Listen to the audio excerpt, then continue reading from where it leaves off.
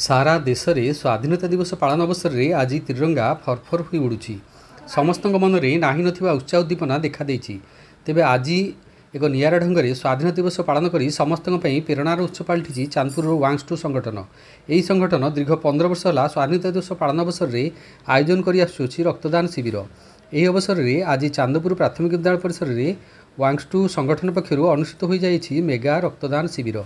यही शिविर में सांबादिक समाजसेवी युवक माने रक्तदान करछंती। 120 यूनिट अधिक रक्त संग्रह हो पारिछि। यही रक्तदान शिविर में ओडिशा विधानसभा बाचस्पति सुरमा पाढ़ी अतिथि भाव जोगदे रक्तदाता मानक उत्साहित करथिले।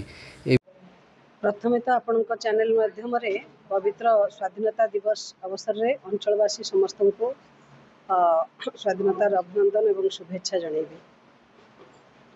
वांग्स टू एभली एक सामाजिक अनुष्ठान जी कि दीर्घ 15 वर्ष धरिक ब्लड डोनेशन कैंप अगस्ट 15 दिन स्वाधीनता दिवस रे से करि आछंती एवं एक प्रकार जिलार रक्त भंडार आवश्यकता को वांग्स टू रो जो कार्य लोक मैंने आसी माध्यम जो मैंने आसी ब्लड दौरान एक बड़ सहयोगी भाव उभा होती।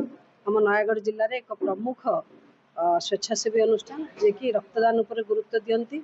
रक्त संग्रह केवल नुहे ता सहित ग्रुपिंग करवा एवं आवश्यक स्थले जो माने रक्त आवश्यक तुरंत से सहायता जोगेबा विशेष भाव में अंगदान एक महत् पुण्य काम से अंगदान जागरूकता सृष्टि करवा एभली एक कार्य कर अशेष धन्यवाद दूची।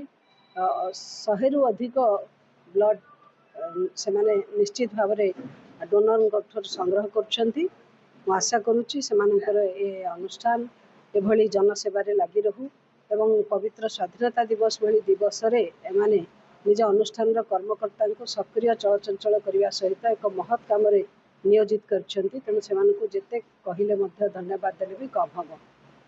युवपीढ़ी सामिल हो पारिथिबारु बाचस्पति सुरमा पाढ़ी समस्त को शुभेच्छा और अभिनंदन जणाइथिले।